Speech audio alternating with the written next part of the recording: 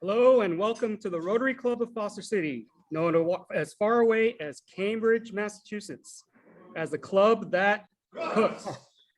And is Jimmy Ness here to lead us in the pledge? Oh, how about Jamie? Lead us in the pledge, please. I hope everyone knows this. Allegiance to the flag of the United States of America and to the republic for which it stands, one nation under God, indivisible, with liberty and justice for all. And Bob, Mike. I didn't see Bob. Yes. The thought. Oh, you're on Zoom. Okay. Yes. Go ahead. Can you hear me? Yes. Two small quotes. The first is a true friend never gets in your way unless you happen to be going down. And the second is life isn't about waiting for the storm to pass. It's about learning to dance in the rain. That's it. Thank you, Bob. Okay, we got a packed program here, so I'm just going to keep going. Please be seated. If the Zoomers can go on mute, that would be great. And use the chat function. I am monitoring the chat function. So let's mute everybody. Thank you. And of course, the people in the room, if you would turn your cell phone ringers on. If your ringer goes off during the middle of the meeting, everybody will stand up and point toward the ringer. You will be eligible for a $50 contribution to our Rotary Club of Foster City Foundation. So this is participatory. If you hear the ringer, everybody stand up and point. All right. Do we have any visiting Rotarians here? Go ahead, Andrea. President Curtis from the Rotary Club for Global Action starting July 1st, 2022. Andrea Pond is retired. Great. Any other visiting Rotarians? Let me look on Zoom here. No one. Any guests of the club? Go ahead, Ed. Use the mic, please. You'll introduce later, but guest today is Erwin Moore, Director of the Fitness on Music Awards. Welcome, Aaron. You had a guest? Most know I play tennis with a really good group of guys. And I mentioned that every Wednesday I have to quit early in order to go to Rotary. And so this gentleman said, well, what's Rotary? He said, I'm interested. Maybe I can come and check a meeting. So he can introduce himself. Please stand. Hi there, I'm Ben Anderson. I'm mostly retired, semi-retired from teaching in several of the local school districts, high school districts, from teaching special ed kids. And so I'm doing some volunteer work and service.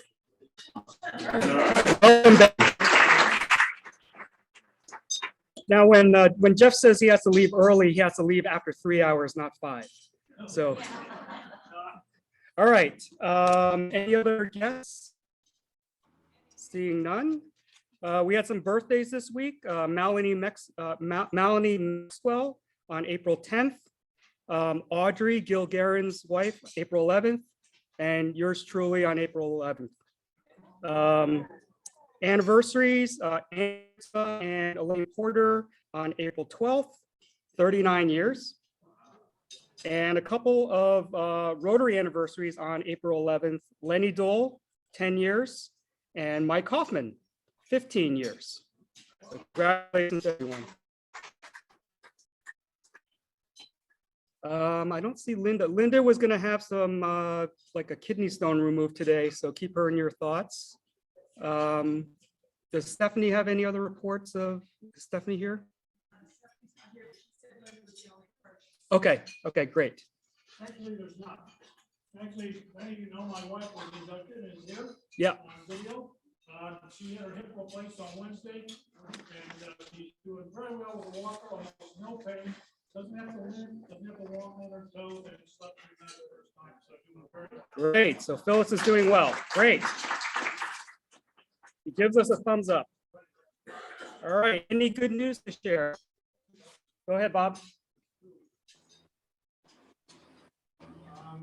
First of all, it's nice to be back, even though it's not after April 15th. Good news is my daughter Stacy gave birth to our third grandchild. This is a girl. We have two grandsons, and he was born 2 days ago. Congratulations, Bob.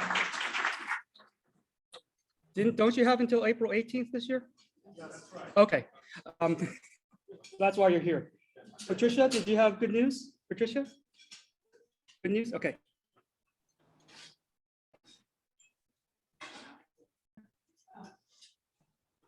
I would like to thank Cindy Sims and her team for a fabulous day that we have over at Coyote Point. The environment and our cooking guys, everything was beautifully done. And everyone had a good time, and we did some good work. So I hope we do it again next year, and Cindy in charge. Yes, that was a great day. Any other good news? Patricia? Or is it Debbie or Patricia? Debbie, okay. Yeah, I have some good news. Paul's at the ball game today. So I want everybody to send the text and order a hot dog or hamburger. He's sitting in the street, so he's.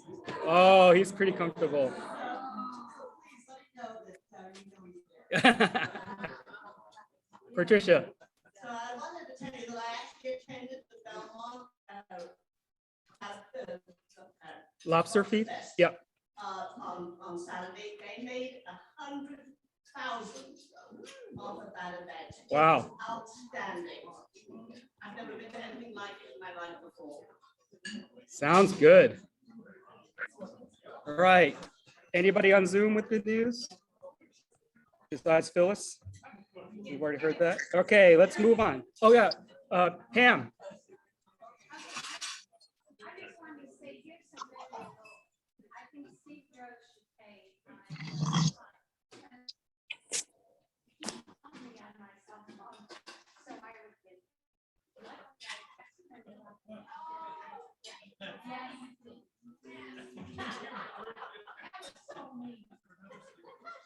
Okay, we got to move on here. So just a few save the dates. Next week we are dark. We're going to have a social on April 21st.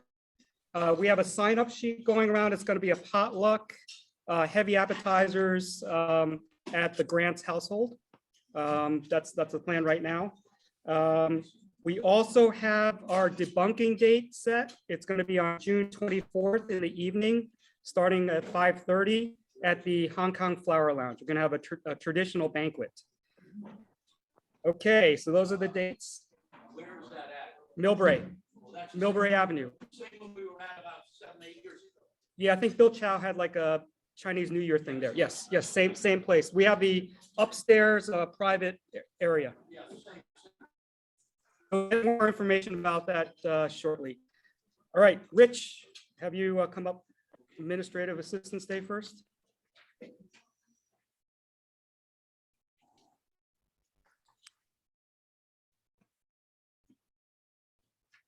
We got to move it along because got a lot of announcements. Yeah. You're gonna rush me?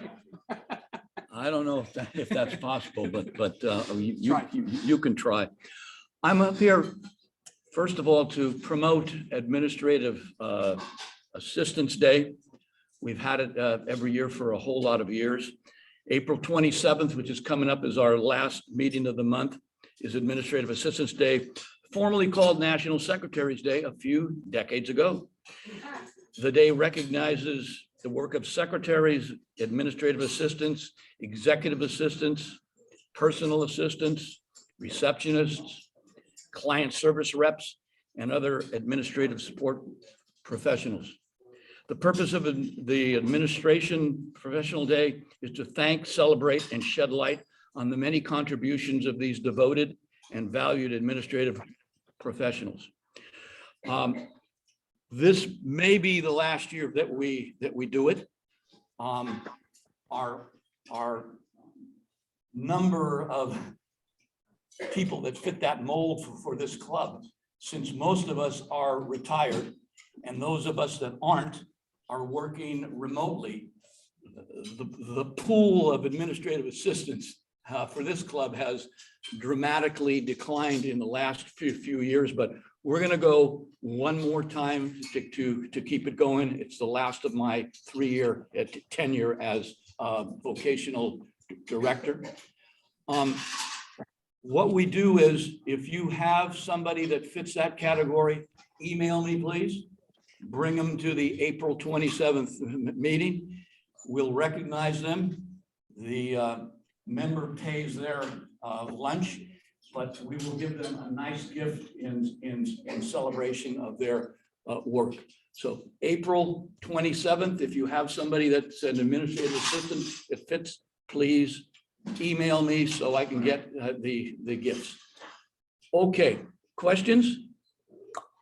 All right, my second thing up here is we have an amazing person, a much richly deserving person for our Rotarian of the Month.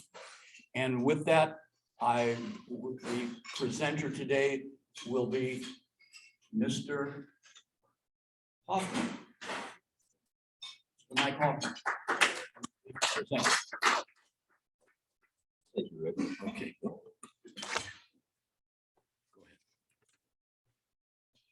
I would normally wear a hat for this, but I will remain hatless. That's good.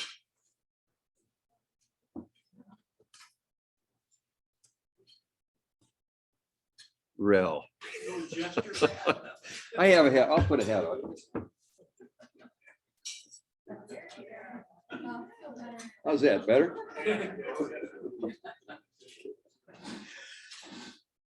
This person has been active in so many ways, in so many districts, and most of all, in District 5150.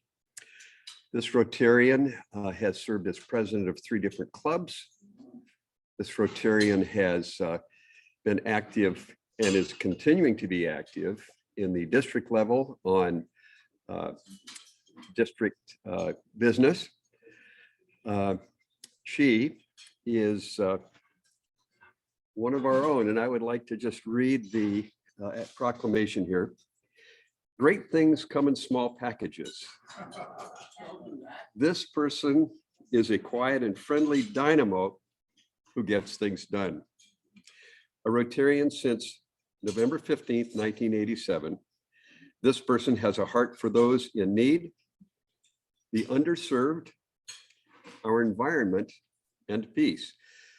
Just acknowledging this last weekend, this person put together, I wouldn't say single-handedly, but she had 3 hands, she used all 3 of them, but she put together this wonderful environmental gathering that we had over at Coyote Point. You know who it is already. It's Cindy Sims. Cindy's latest accomplishment is organizing and bringing to fruition the highly successful District 5150 Rotary Day of Service, protecting the environment. April 9th, 2022 for San Mateo County. Cindy lives out the motto, service of self, and is hereby recognized as our April Rotarian of the Month. Cindy Sims.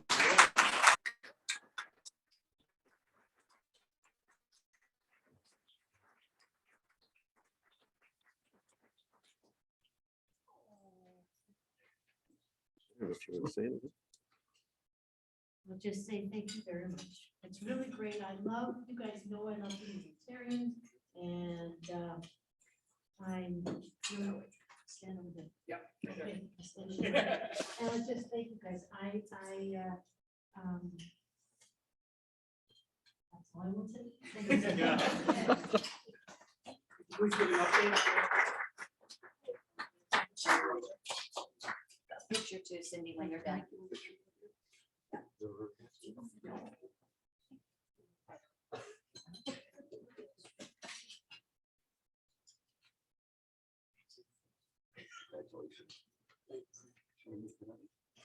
No, just move on to. Okay. I'm gonna switch hats. Except Mike has a hat on, but I want to thank everybody who attended the day of service or worked at the day of service on Saturday. It was fabulous. And we had people step in that hadn't even signed up to work. And so here's who I've got. I hope I didn't forget anything. Our wonderful cooking crew. So Bill Chow, Holly Patton, Rick Wyckoff, Larry Lowenthal, Larry Katanoki, Curtis Chen, Greg Cool, Paul Williams. For our cooking crew, they were fabulous. Everyone loved it. Everyone. So glad to get to be there and enjoy our good food. Then I also want to thank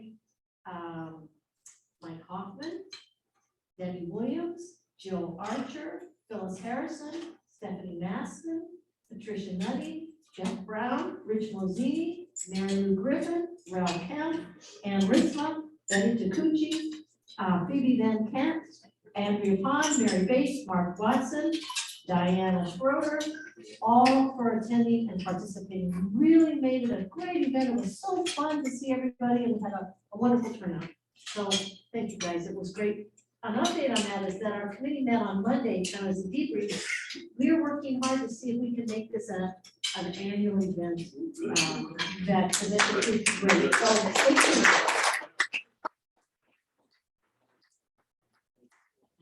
thank you. Very cool. Yeah. Give us an update on how the cooking crew did that day. I think Cindy just did that, but let me encapsulate it for you. We arrived, we saw, we cooked, we cleaned, and we went home. I think we did about 250 to 300 burgers that day, so it was pretty easy for us. Don't tell Cindy that. No, it was good. We cleaned up and we were out of there. It's a good day. We're happy to do it. I think it would netted us maybe $3,500, $3,600, something in that range. I don't know the economics of it. Okay, I think that's what it was. So thanks, Cindy, for hiring us.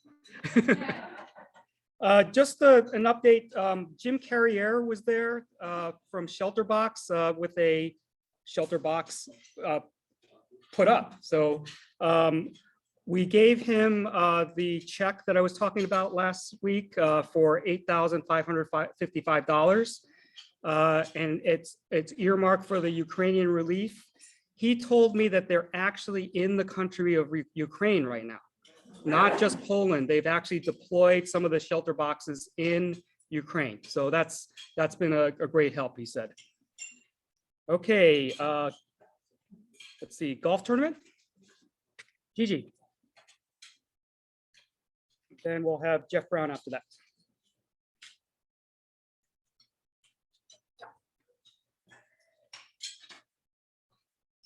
Well, we're moving along.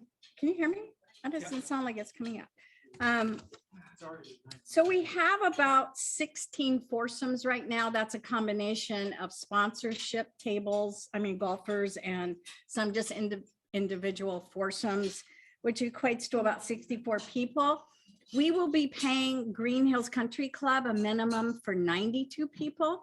So as you can see, we need a lot more. And but when I say a lot more, we'd rather have, instead of a foursome, we'd rather have a sponsorship foursome, because that's where we make our money. Oh yeah, this is better. So sponsorship foursome, if you know any businesses, or just as an individual, if you want to sponsor one of the holes, and obviously you get a foursome. Depending on what level you're at, you may get 2 foursomes. And then you get your ad in our program, you get advertising. There's just, it's definitely more of a donation to our golf tournament. We are right now having posters printed, probably about 50 of them. So I won't be here next week, but we'll get those to you guys. If you can put them around local businesses in their windows, that would be helpful. Just to get you completely excited over this, our live auction, we have the San Mateo County Sheriff's Office shooting range again. We have a luau dinner, which for 8 donated by the Taguchis. Thank you so much. We have 1 week in Maui donated by the Biedermans. And we have a Costa Rica / golf package, although you can go on the trip without golfing too. So it's a great trip. We have lots of silent auction items. Cindy and her crew are gathering those up. So if you have any ideas of any businesses that might want to sponsor our tournament, I'm happy to go with you to talk to them. If you need that, let me know. Thank you. I just saw our speaker log on, so I'm just going to tell a little MIT story. We were classmates, so MIT is known for a lot of things, and one of them is actually linguistics. So an MIT linguistics professor was lecturing one day, and he said, in English, a double negative really means a positive. But in some languages, such as Russian, a double negative still means a negative. But there isn't a single language, not one, in which a double positive expresses a negative. And from the back of the room, somebody says, yeah, right. All right, Jeff, you're up. Should I put on the share?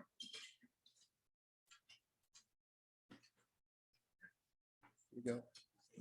I'll do the video part. Okay, as you know, I've been, Elizabeth approached me about rose signs, and so I took it over from there. And did the design, the wording and all that with a little bit of editing help. We went to Mark, who found a Boy Scout that would do the whole project as an Eagle project. So we hooked them up with Naz, who is a fabulous worker, female worker that works for the city that did the library walkthrough. She showed them how to convert a picture to metal plates and design a frame and all that. He took over from there, and then I asked Paul Williams to oversee the construction. He helped drill the holes, do the angles, get the wood, talk about the concrete. And then we went out and chose where to put them and everything. And his name is Harish. He's a junior. He knew nothing about anything, and now he's an expert in construction, photography, word processing, concrete, and everything else. So this is him. So this is, there's 4 signs. That's a sign about roses in general. This is the Nancy Gordon sign. You can scroll through everywhere. So he did a great job. This is at the north end. It talks about winter pruning because, you know, from October through February, there's not much to see, so it explains it. This is actually the Northland. So here's what they look like. So he framed them. This is talked about the rose garden. You need to go find these. We're going to tag them this week. Talks about hybrid tea roses, floribundus. I mean, this really came out super. So there's 4 signs. This is the winter care. This is the one that goes towards the senior parking lot. Again, there's pictures of Rotarians, including Mary Lou leading the charge, and what they look like in the winter. So if it's in the summer, this is the spring and summer care. Describes how we take care of it, what we do, how to prune. And this is the Nancy Gordon. So all these came out really well. I'm hoping to I contacted Kevin Miller, who's been a supporter of us for a long time. He left as of Monday. Apparently we have a new city manager that I wasn't aware of, according to. Yeah, anyway, so we're hoping to have maybe a dedication sometime and invite everybody up. If you get a chance, go out, take a look. They look great. Thank you, everybody, for your help. Thank you, Jeff, for helping to coordinate that. And again, that was Betty Taguchi's idea, so. All right, Mike Hoffman, you're back up here.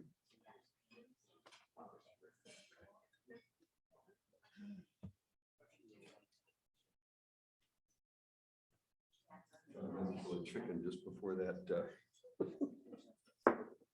I'm going to change hats again.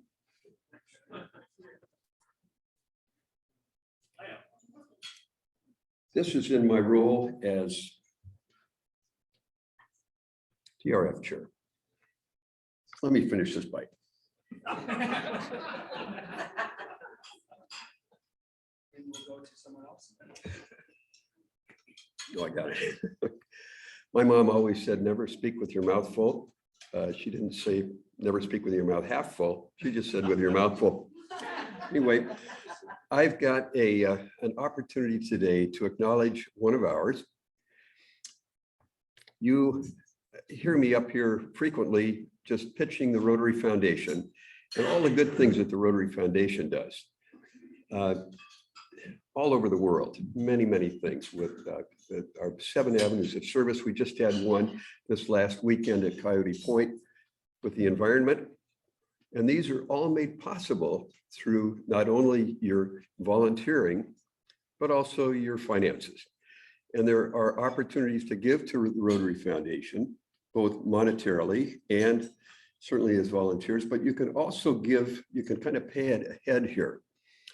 And we have an opportunity today to acknowledge one of our own who has given a sum of money to the Rotary Foundation through the Bequest Society. And this is money that will be put in the name of the Rotary Foundation. It will be used upon this person's passing on to the next life. But in the meantime, I would like to acknowledge Bob Kaplan for a gift of $25,000 to the Rotary Foundation Bequest Society.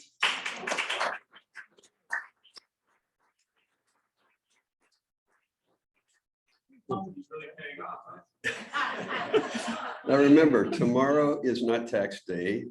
The next day is not, Monday's tax day. So I'm not going to tax his whatever. I just want to acknowledge though that this is a 2-diamond pin. It signifies $25,000 to the Bequest Society. And Bob will be taking over for me next year as TRF chair. And Nobody so, can take over for you. no, he will be. And he has his own set of parameters to go by. But it's really great. He knows things about Rotary that I don't in terms of gifts and giving. And so I would just like to acknowledge him and say thank you for your gift to the Rotary Foundation. And this was actually given in the name of Bob and his wife Laura. So a gift. It was gifted. Thank you, Bob.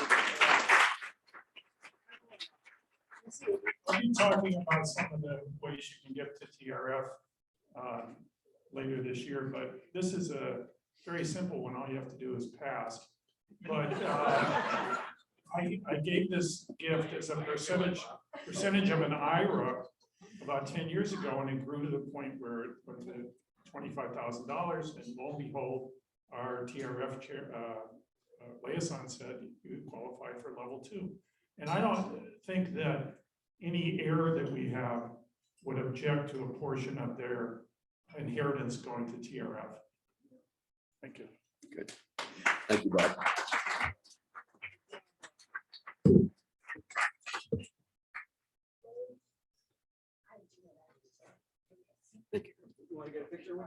Yeah, actually, yeah, one better. Thank you. We're gonna have Ed come up soon. Thank you. Yeah, right here, guys. The Mad Hatters. The Mad Hatters. Thank you. Yeah, that came out better than the other ones.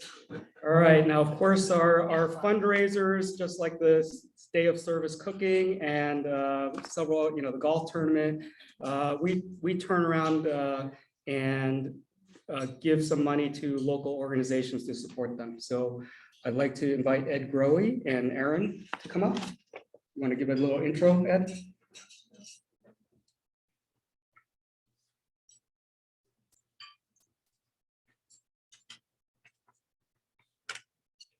This is in honor of our affiliation with the Peninsula Musical Arts Association and its group, the Peninsula Community Chorus, formerly known as the Foster City Community Chorus. That was founded in 1992 by Fred DeBoer and in co-sponsorship with Foster City Parks and Rec. And then Fred DeBoer died in '98. And we formed the Peninsula Musical Arts Association, a nonprofit 501c3. We hired Mr. Gober to replace Fred DeBoer, and he stayed until 2006, when we had the just recently retired Paul Hurst, who I had here several times playing the harp, but he's since retired. So our new director is Erin Moore. She lives here in Foster City, but she was not hired because of that. We had an extensive search nationwide, and she was the unanimous choice. So Erin, would you please come up, say a few words to the group?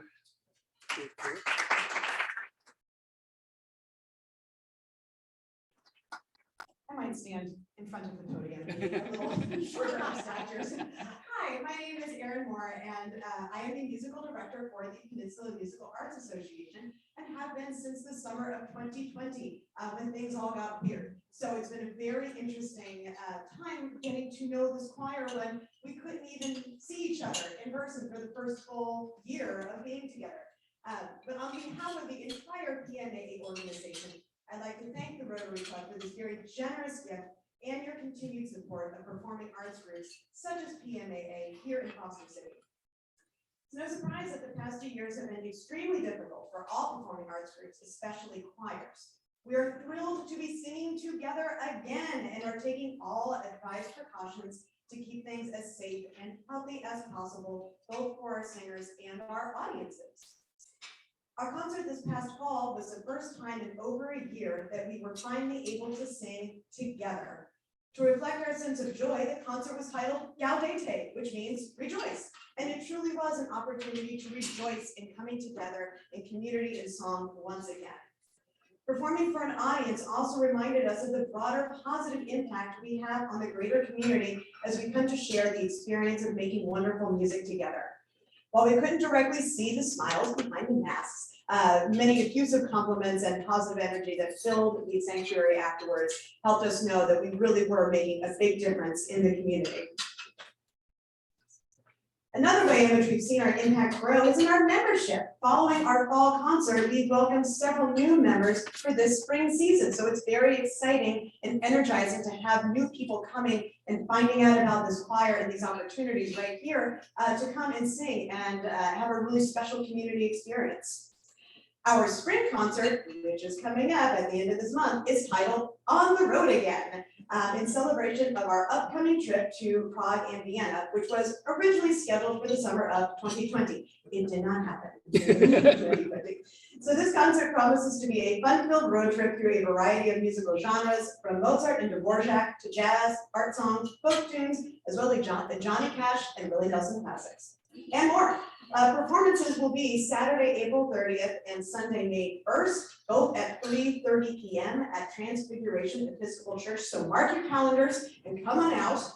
We hope to see you there or at one of our other upcoming concerts, or even at a rehearsal, maybe next fall, if you're interested in learning more. We are a really fun group. And again, we thank you so much for the support. This is helping us grow and continue to broaden the performing arts impact in this community. Thank you. What you do, and I'd like to present you this check for $1,000 to the Peninsula Music Arts. Thank you.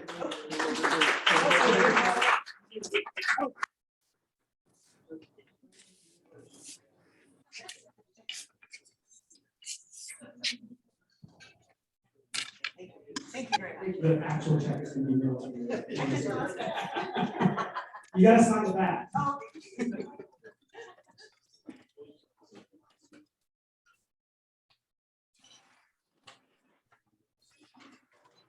Okay.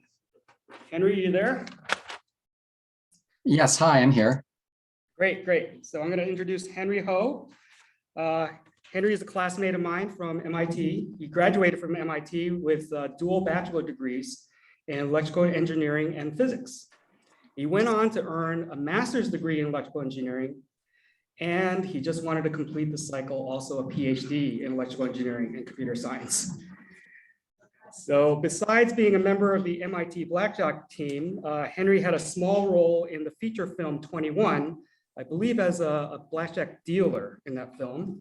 And of course, that film was inspired by the story of the MIT Blackjack team. He's currently the founder and maker-in-chief of Einstein's Workshop. And he's Zooming here today from Boston, the Boston area. And just to tell us a little bit about how the MIT Blackjack team was formed and operated, and maybe tell a few stories. So please welcome my friend and classmate, Henry Ho. Can I share my screen? If that's okay. Can you see that? Yes. Okay, so thank you very much for having me today, and happy birthday to Curtis and everyone else. Let's see. So I'm going to talk about the Blackjack team, and I'll try to. I know there's want to have some time for questions and answers, so I'll try to tell you about the history of the team, how it got started, how you can learn how to card count, and then some stories from the movie and if they matched like real life or not. And we'll go through some of those. There are some pretty crazy stories. So the Blackjack team was founded. There were actually a couple of incarnations of the MIT Blackjack team. One in the 80s that kind of dissolved after a while. And then when they built the casino Foxwoods in Connecticut, people from the original team said, hey, you know, instead of having to go to Atlantic City and Vegas to play blackjack, it's going to be, you know, within an hour and a half of MIT. So let's reform the team and start it up again. They did restart the team. They actually put posters all over MIT that said, play blackjack, get paid, and, you know, come to our little club meeting. So just like all the other clubs at MIT. So I'm going to tell you about that, how to count cards, what the casinos did in response to that. If we have time, I'll talk about some advanced techniques and tell you about what's true or what's not from the movie 21. And there's also, it grew out of a book called Bringing Down the House, which was on the bestseller list for quite some time. The stories from the movie and the book, I'll share some about like what were exaggerations, what were underreported things too. So, and then if there's enough time for crazy stories, there are numerous crazy stories. So the team was founded by 3 people really. Only 2 of them were from MIT. JP Master and John Cheng were from MIT, but Bill Kaplan was from Harvard and he went to Harvard Business School. And I think he actually took time off between Harvard and Harvard Business School to play blackjack in casinos. In the 70s and 80s, there actually were about 100 players, and in the 90s, there were about 100 players. And I know the book and the movie makes it seem like there was an exclusive club of 5 or 6 players, but in reality, there were a lot of people that played. And all the stories kind of belong to everyone because they're all very similar. Everyone's got their own version of some crazy story. A couple of notable people from the club, from the team. JP actually coached Rob Verconi, and he won the 2002 World Series main event. He coached them in poker. John Hirschtick, I don't know if any of you are in computer design. Here. Really appreciate it. Sorry, can you hear me? Okay. Okay, so John Hirschtick was the founder of a company called SolidWorks, and they make the tool SolidWorks that for example Boeing uses to make airplanes. And he actually was on the original team, and he has been a longtime member and backer of the team. There's another friend of mine from my era, Andy Block, and he actually helped found Full Tilt Poker. There was a big debacle that went on with that, but he's still a professional poker player, and he's on the top, I know, 50 winningest poker players of all time, and he won his first World Series of Poker bracelet in 2012. Anyway, as I mentioned, the way I got on the team is they postered campus, and actually my office mate went to meetings and he started getting into it and he pulled me in. So here's how you need to what you need to do if you want to count and actually make money while counting. First of all, there's something called basic strategy. And anyone that's spent some time playing blackjack and maybe reading books, basic strategy is a thing you got to start with. Basic strategy basically tells you what you have to do when you're playing, depending on what you have and what the one card that the dealer has shows. And so it's basically very formulaic. You really just have to follow this chart. There's a little more that goes goes with basic strategy, depending on whether you need to double or split. But basically, all the charts look like this. You can actually get little cards that you can have it bring to the casino look at while you're playing. You can actually ask the dealers, hey dealer, what am I supposed to do? You've got a 6, I've got a 16, what do I do? And they'll tell you what the chart says you should do pretty much. And so they know the chart just because they're dealers and they play blackjack all the time. Most of them know basically the same chart. There are slight variations sometimes, but if you play basic strategy, this is the best game you can play in a casino. You have a minus 0.5% disadvantage against the house on average. It depends what the rules are. There are variations of rules about double down after splitting and things like that alter it a little bit, but for the most part, if there's most games are about a 0.5% disadvantage. And what that means is you bet $100, you should expect to lose 50 cents on average. Now that, of course, the variance is huge. If you make one bet of $100, you'll either have 0 or 200 or maybe 250, but you won't have $99.50. So this is really averaged over a large number of hands. And you have a 0.5% disadvantage. So that's what you have to do to start. And you have to do this perfectly, because if you make mistakes at some rate, you basically give up more of the disadvantage against the house, and your 0.5% that you can best do disadvantage goes down, and it could be 1, 2, 3, 4, 5% disadvantage, depending on how you play. So if you follow this chart, you'll start with a 0.5% disadvantage. So I think anyone can learn how to count. It just takes a lot of practice, and it takes some time and some effort.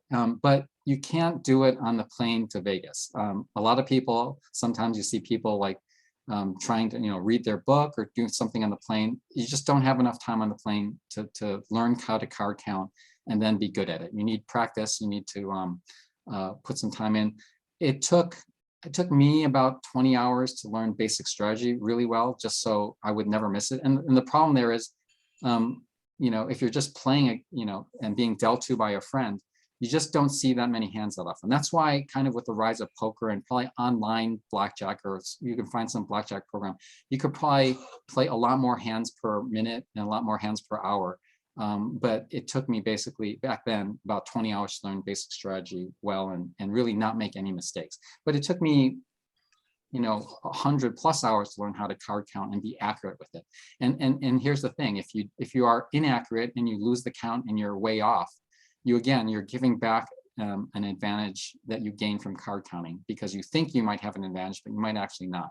So with all these things, you have to be accurate. And if you're accurate, you can actually win money and turn the 0.5% disadvantage into an advantage for you, the player.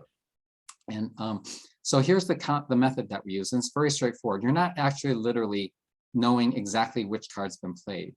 What we're actually doing is just tracking the preponderance of low cards versus high cards in the remaining cards of the shoe that you have not seen. And so I'll explain how this works. So at the beginning of a shoe, you start with this count 0. And if you see 2, 3, 4, 5, or 6, you add 1 to this number that you're keeping track of in your brain. And if you see a 10 or an ace, you subtract, or face card, including face card, 10 face card or ace, you subtract 1 from that number. So if I've seen a bunch of low cards, but not many high cards, your count will be positive. If you've seen a lot of high cards and aces and not as many corresponding low cards, the count will be negative. And so there are just as many 2s through 6s as there are 10s and aces. And for 7, 8, 9, you don't do anything. You just keep the count the same. Now then you have to normalize this, because most the decks that the shoes that you can play at are the multi-deck shoes, where they don't shuffle. And because what that means is that what you have seen in the past influences what you might see in the future. So if you see basically every single 2 through 6 come out, you know that there are not going to be any more that come out, and that there'll be more 10s and aces, assuming you haven't seen a balance of those. There'll be more per deck remaining. And so what we're trying to do is we take that running count that we call it, and you have to know how many shoes you're playing with, or how many decks in the shoe, 6 or 8. And then you have to divide the running count by the remaining decks in the shoe that haven't been dealt yet. You have to estimate that. That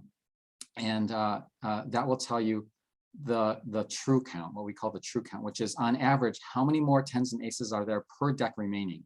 So if you have a running count of say 12, and that there are 6 decks left, you have an 8 deck shoe, there's 6 left, you have a true count of 2, which means that for every deck, every kind of deck left, or think of a suit, every suit left is 2 through 6, 7, 8, 9, and tens, aces, and face cards. 2 of those you've seen, the low cards. So that means there are only four low cards to see. Or 2, 3, 4, 5, 6, 2, 3, 4, 5, 6. Yeah, sorry, 3. There are only 3 low cards remaining, but there are 5 or 2 or 5 or 4 high cards remaining.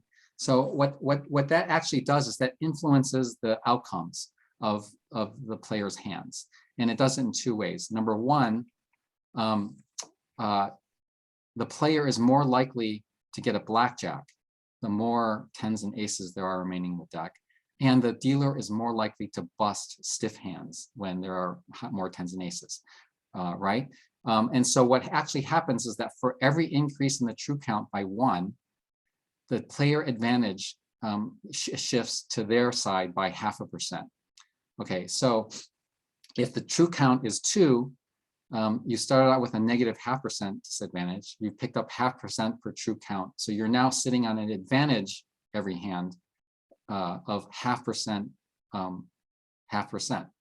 And I've seen the count get up to almost plus 15, which means the advantage for the player is about 7%. And if you have a bet against anybody, your friend, whoever, where you have a 7% advantage against them, you should take that bet, right?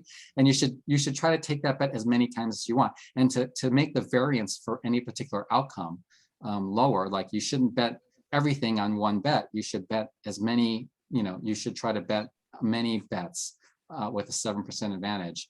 That may be sum total to a large amount, but each individual bet is smaller. So it reduces the variance in completely busting out. And you certainly don't want to bet your whole bank, but you should bet several, fractions, percentages of your bank.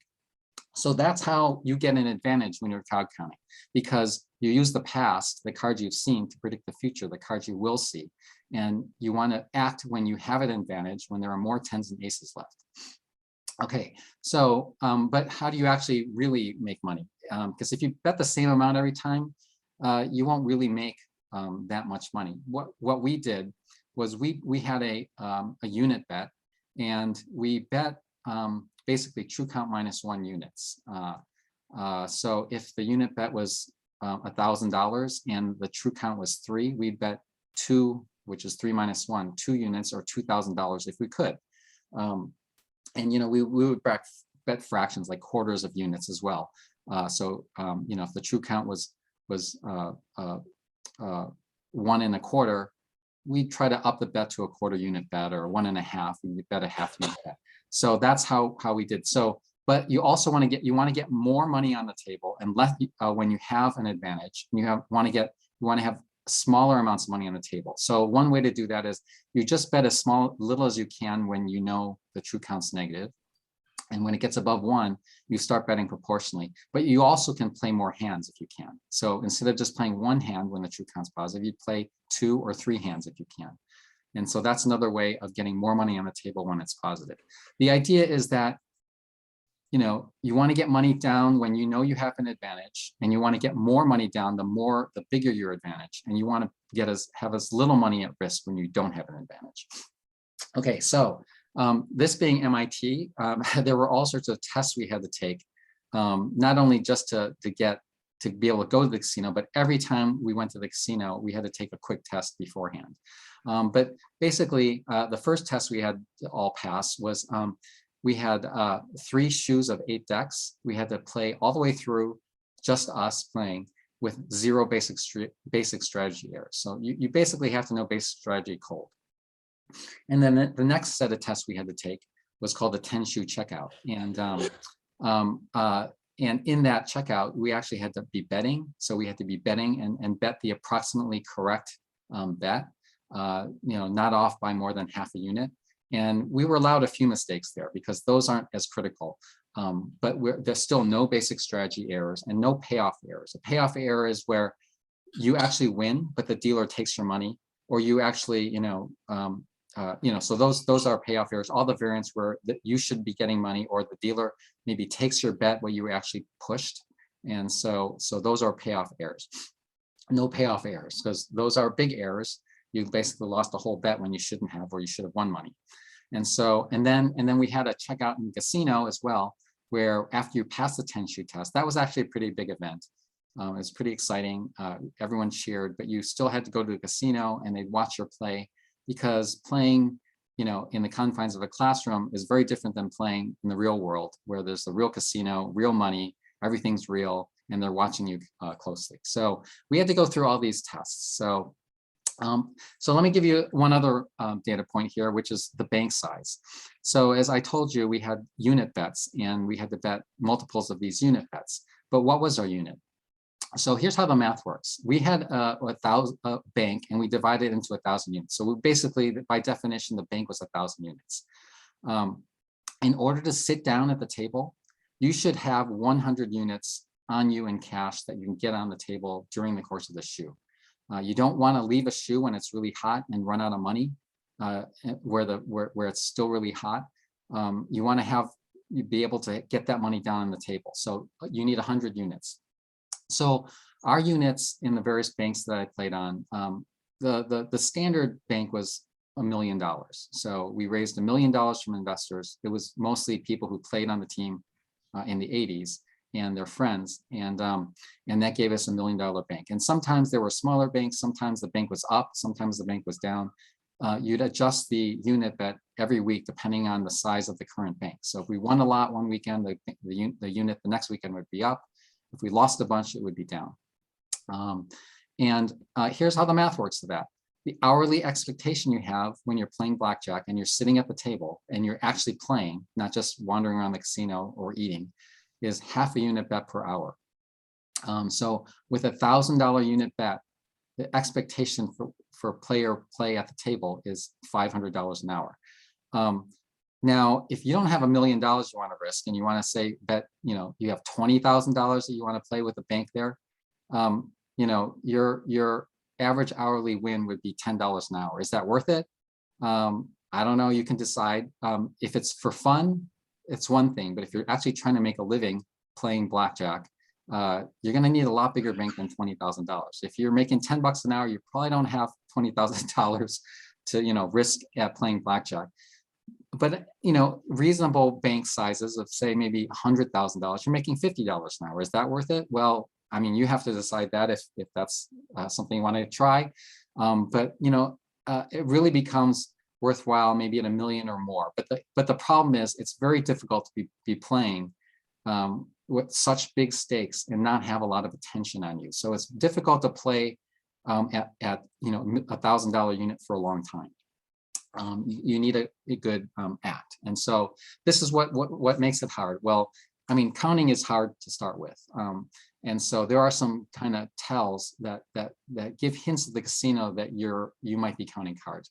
One, and I found this very difficult, by the way, is if I'm counting cards, I've got all these numbers in my brain that I'm trying to keep track of. And if someone starts a conversation with me, I might not be able to hold the conversation and keep the number in my head. It was pretty hard. And especially if they're going to throw on numbers, in the conversation, which is actually part of our checkouts, our tests. People did try to talk to us. They did throw on numbers and see if you basically lost the count because you were trying to hold the conversation. Another sign of a card counter is that the card counter doesn't sit there at the beginning of the shoe and play all the way through the shoes and stay at the same table for hours and hours. Because why? Because they know at the beginning of a shoe, by definition, you have a disadvantage against the house. And card counters don't want to play when they have disadvantage. So one thing that the team did,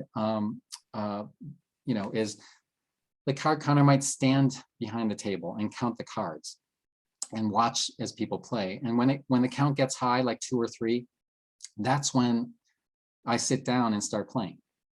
Another strategy, and this was shown in the movie, is that you might have people scattered about the tables and they're counting cards and they're playing just flat bet, not really drawing any attention.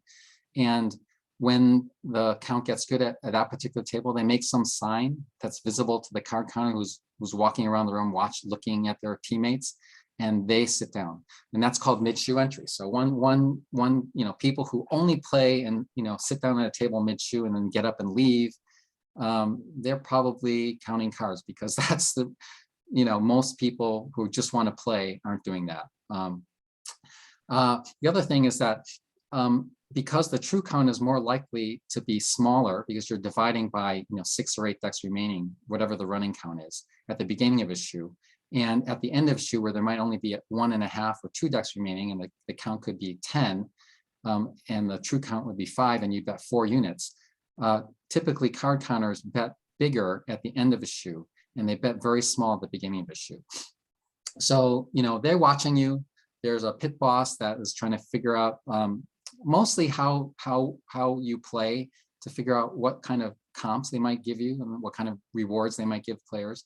And if you play a lot and you're flat betting, they kind of gauge like what their expected winnings are from you. And they actually look at how you play. Are you a loose player? Are you following basic strategy perfectly? If you're a really loose player and you do all sorts of crazy things against basic strategy, they expect to win more from you.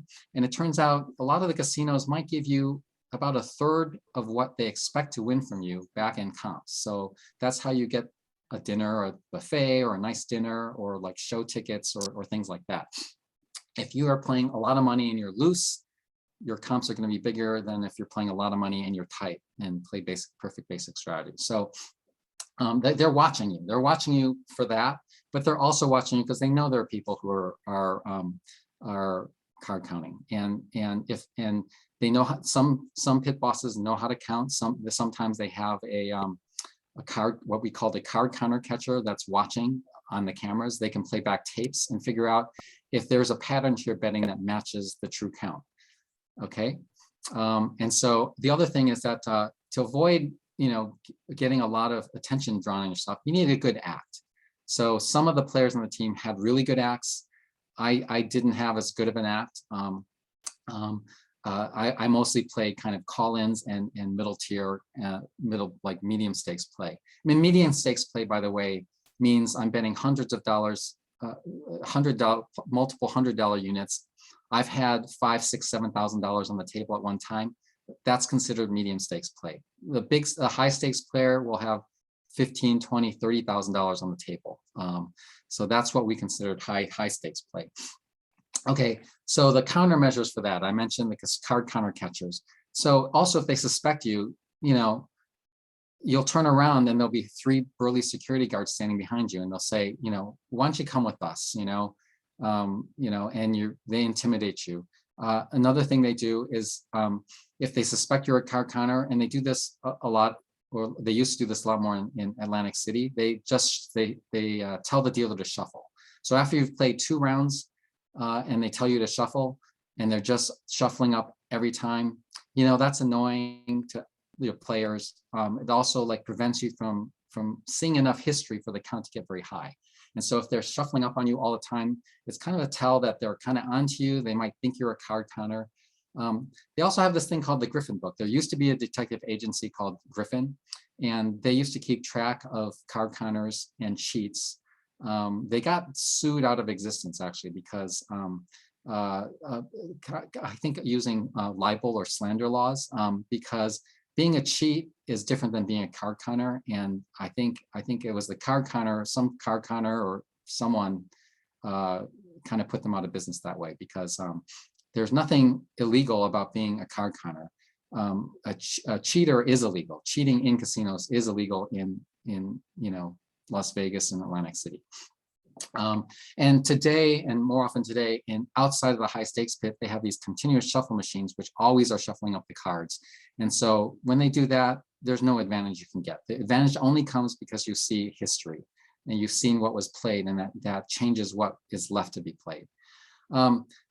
Now, more recently, and actually this is even 10 years ago, one of the founders of the team, John Chang, he's been hard barred from many casinos. So he's actually technically can be arrested for trespassing if he sets foot on, for example, the grounds of Caesar's. But nevertheless, he did go to Caesar one time to eat at the sushi restaurant. And he was in the middle of his meal and they came and found him and they said, excuse me, you have to leave. They basically kicked him out of the casino, even though he wasn't playing. And what he thinks is that they are watching the license plates of all the cars driving into their garages. And you have some database that matches up to people that are persona non grata. And they saw him arrive.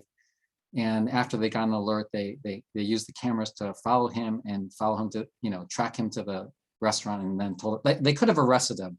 To be honest, they were being nice, but they have that kind of technology. Of course, today now there's a better face recognition technology, which I'm sure is being used there as well. So if they know who you are and they believe you're a card counter, they have a lot faster ways of catching you these days. So those are the kind of things the casinos did.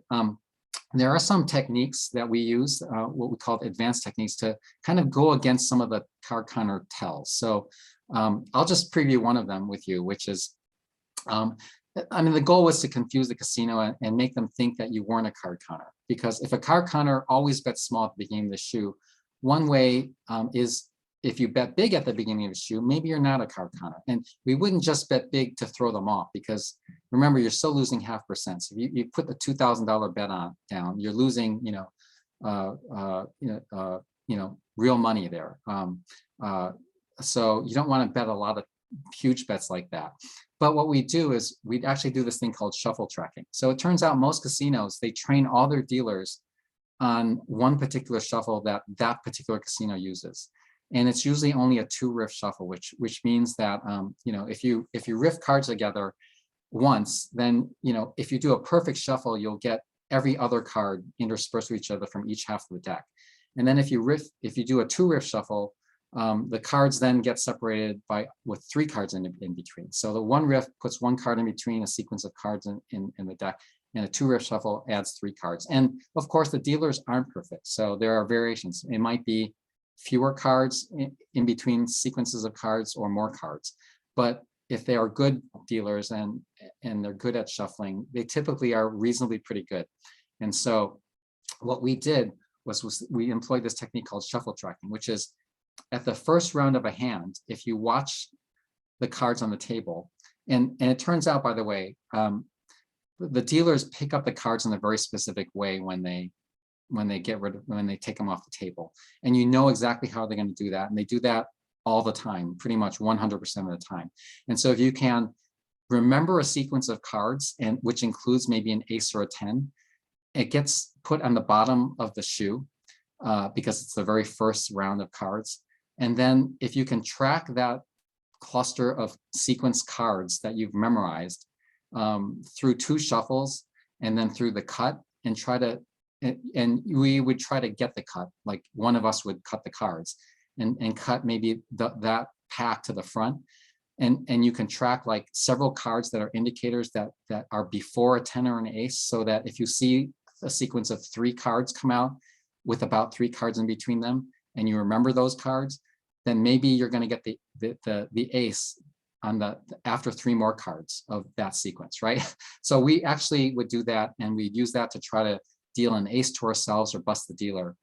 In which case, if you thought you could deal an ace to yourself, you would bet 3 large hands of table max and try to center that card on the middle hand. And it'd be complicated, but we could actually practice these things and hit it a reasonable amount of times where you would think we thought we actually did have an advantage. And there was some debate about that. So that's one way to throw them off. So that's one way. So I have a couple of quick things. I know I'm just gonna, I'll pick 1 or 2 crazy stories from the movie and talk about like how true they were. So in the movie, Kevin Spacey played this MIT professor called Mickey Rosa. And was there a real MIT professor? No, the team wasn't led by an MIT professor. It was, as I mentioned, the 3 people that I described to you. Bill is on the left, John is in the middle, and JP's on the right. And the book actually describes the physical characteristics of JP in the book. So they kind of, JP's the guy in the book, but really Mickey Rosa is an amalgam of these 3 people, and none of them were professors. Let's see. In the movie, they played in the classroom, and they practice in the classroom. That was actually true. We practiced in the classroom. And then, and I think they even showed a room number on one of the doors in the movie, which was approximately the correct room. It might have been the correct room number, one of the rooms we practiced in. And so they didn't actually film the movie inside MIT. They actually got permission from BU to film there, but they did film some exterior shots of MIT on the sidewalk where they didn't need permission. And so, so that was actually practiced in the classroom. So we practiced in the classroom, and here's a crazy story that somehow didn't make it in the first book, but it's literally crazy. We would meet twice a week in a classroom, and if someone was coming back from Vegas and they had a bunch of cash or chips, they'd bring the cash or chip to the Tuesday meeting, and they'd give it to the team manager, and the team manager would take it. Maybe they put it somewhere safe. We had safe deposit boxes, so we tried to use those to keep things safe, but we had to give money to the managers, and the managers would come on Thursday and redistribute the money to the people who were going to casinos next, because you didn't go every week. It was different teams of people who went. So the manager was basically moved the money between the different teams while safekeeping it. Well, one time JP was handed a brown paper bag of $125,000 cash, and he went home without bringing the bag with it. And he woke up the next morning in a cold sweat, as I imagine if you would be, if you realized you left a bag of $125,000 cash sitting in a public location. Of course, he booked it into MIT. He went to the classroom and it was not there.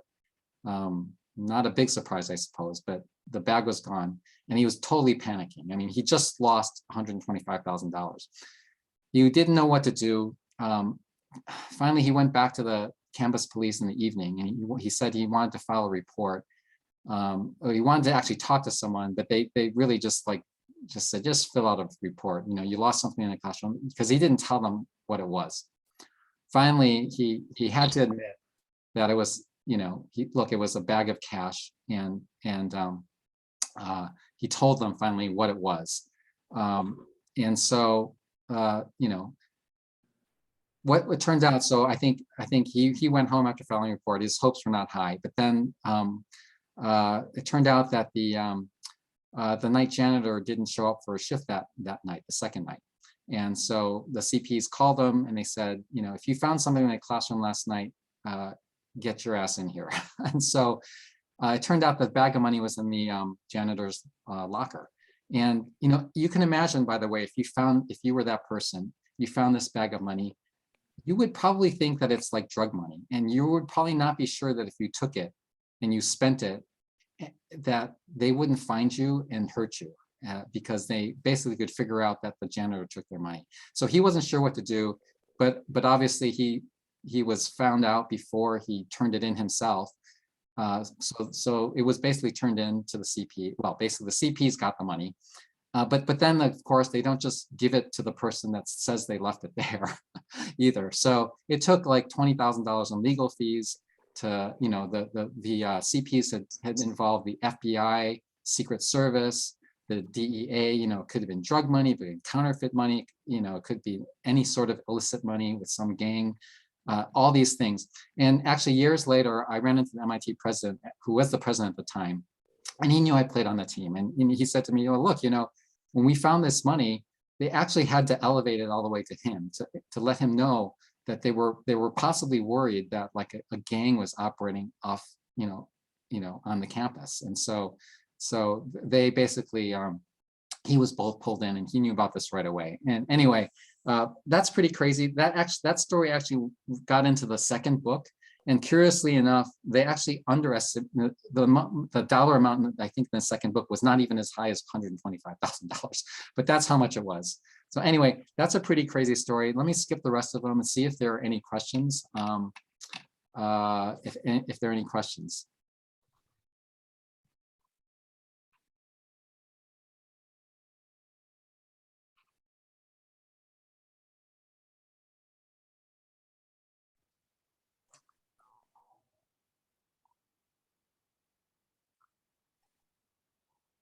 Is anyone still there?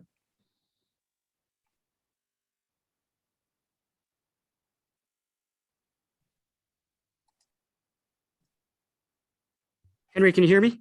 Yes, I can hear you now. The question was, you mentioned a couple books. What are the titles of those books that you were mentioning? So the author is Ben Mesrich, Mezrich, and the first book is called Bringing Down the House. That's the one it was on the nonfiction bestseller list for a long time, over a year. It started out with a article in Wired magazine. He first published that, and so there's an article in Wired magazine, and the second book is called Busting Vegas or Breaking Vegas, something like that. It's also Ben Mesrich. That second book never made it on the charts. It was just another rehash with different stories of the first book. So those are the names of the books. You can still find them today. I get copies on Amazon. I know that they're there. Any other questions for Henry? What happened to the group at the end when they stopped? Get in trouble? They all went got bricks or went to jail or what? Did you hear that, Henry? I heard most of it. So the question was, I think, what happened to the team? Yes. So the team, teams came and went and they dissolved and they broke off. So there were actually a lot of inter-team rivalries because, someone on the original team, a couple people broke off, formed their own team with the money that they made playing blackjack. And there were, rivalries. Some people played later. The person who actually met the author and told the story to the author was on a spin-off later team and played, a year or so or longer after I stopped playing. And then it became harder and harder to play. No one actually ended up in jail. It's not illegal to card count. One person got roughed up in a US casino. I think he sued the casino and won a small settlement or got a settlement. A couple people played internationally and they got scared, threatened with their lives basically. And they never went back to the casino. That was the point rather than actually killing them. But my friend who got me on the team, he was the one. He said he literally thought at the time they were going to kill him. I don't remember which casino he was at, but people went on their own ways. And Semyon, who's actually the subject of the second book, and my office mate, he took his money and he did a number of startups with the money, and he made far more money on the startups than so he was a successful entrepreneur, and he's got a little VC fund now that he runs. So, but he did it with the money that he made from playing. Rel has a question. How much do the actual team members make?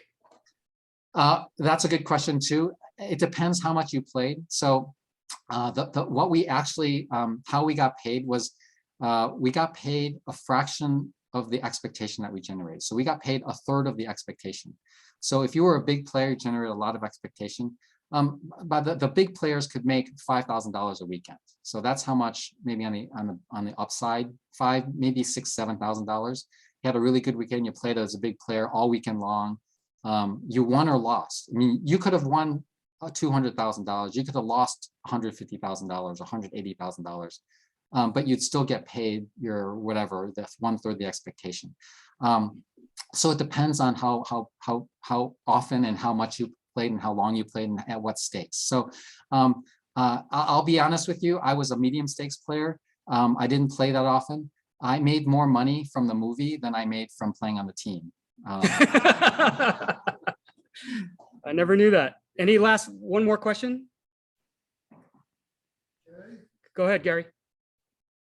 Can you tell us about any IPOs that are coming up?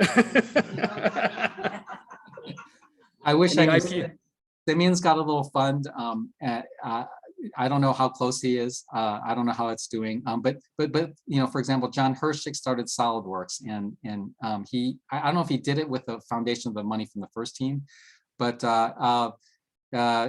if there are some, I don't know about them, unfortunately. But I wish I knew about them too. Thank you, Henry. Hey, thank you very much. Appreciate you speaking. Henry, I will send you this as a speaker's gift. We do projects. I don't know if you know much about Rotary, but we are a service organization.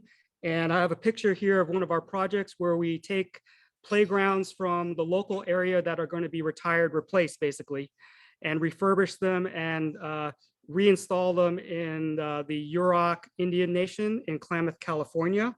for the tribal children that otherwise would not have playgrounds. So thank you again for speaking. I will send this to you at your address. Okay. And thank you very much.